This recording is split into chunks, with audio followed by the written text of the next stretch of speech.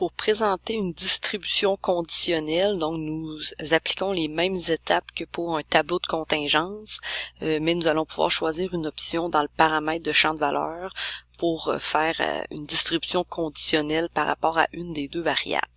Donc, je sélectionne ma base de données, toutes mes séries statistiques, incluant les titres, insertion, tableau croisé dynamique, sur une nouvelle feuille de calcul. Donc, je vais présenter une distribution conditionnelle avec les variables position et niveau de satisfaction. Donc, des distributions conditionnelles permettent souvent de mieux analyser le lien s'il existe entre deux variables. Donc, si mes deux variables sont des variables qualitatives, les deux variables ont le même nombre de modalités. Donc, je pourrais mettre l'une ou l'autre dans les lignes.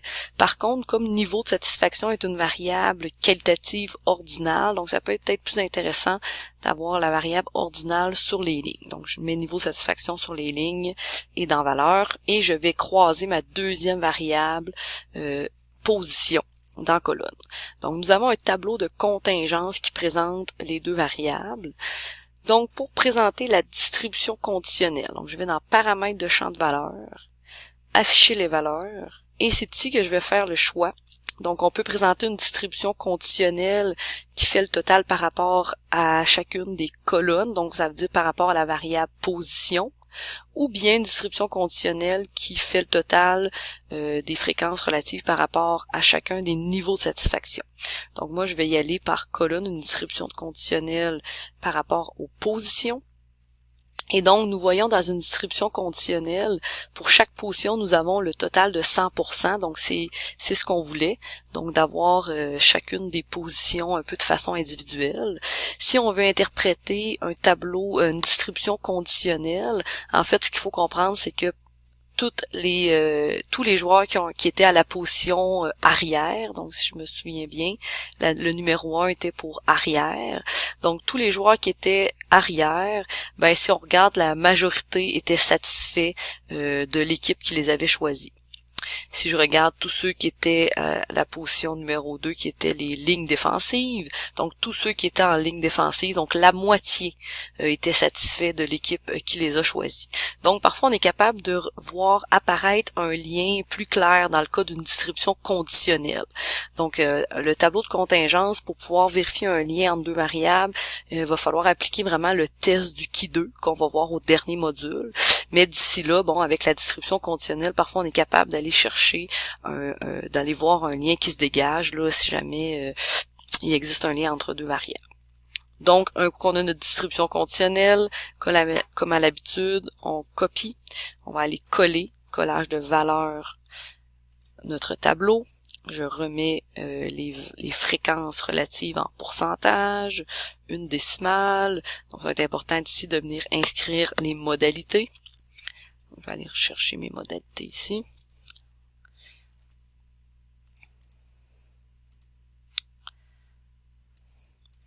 Je vais écrire sur 2 lignes.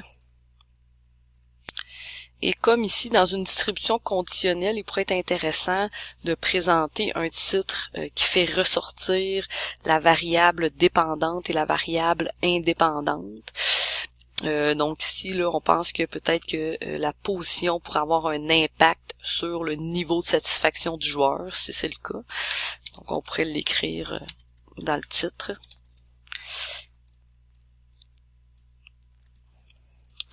Donc, répartition de la répartition du niveau de satisfaction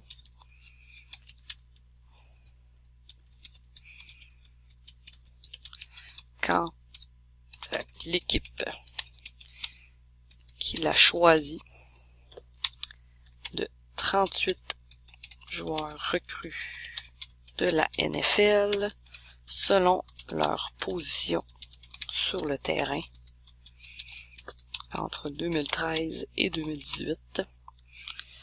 Donc, comme on inscrit dans le titre le niveau de satisfaction selon la position.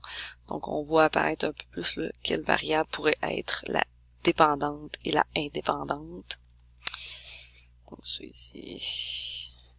Et donc, pour vérifier s'il pourrait exister un lien ou non entre les variables, donc on peut le voir avec la répartition sur notre dernière colonne totale. En fait, si on regarde au total, donc il y a 5% des joueurs qui étaient insatisfaits, 15% qui étaient peu satisfaits, 52 satisfaits. Donc, si on considère que les variables seraient totalement indépendantes, donc si aucune des variables a un impact sur l'autre, ça veut dire que cette répartition-là serait à peu près respectée à l'intérieur de chacune des positions. Donc, si je regarde, par exemple, pour les satisfaits, donc en général, 52% des joueurs sont satisfaits. Et si je regarde la répartition pour chacune des positions, ça tourne quand même autour du 52. Il y a ici, là, il y a quand même une bonne différence de pourcentage. Mais sinon, les autres, on va dire, OK, oui, ça ressemble pas mal à la répartition générale. Il y a ici qu'une différence. Si je regarde, par exemple, la même chose pour peu satisfaits, donc j'ai 15% qui sont peu satisfaits, et je regarde la répartition, ligne offensive, oui, avant ça va, ligne défensive où ça tourne, j'ai quand même une bonne différence pour la position arrière. Donc je pourrais y aller comme ça, et comme je semble voir des différences significatives pour certaines fréquences, donc je pourrais penser que oui, il y a peut-être un lien entre les variables, parce que je rappelle, si ces variables-là n'étaient pas liées, donc s'ils étaient indépendantes, s'ils n'avaient aucun lien, donc je devrais avoir cette répartition-là à peu près égale partout. Donc voici notre description conditionnelle, donc il resterait à aller respecter toutes les normes de présentation.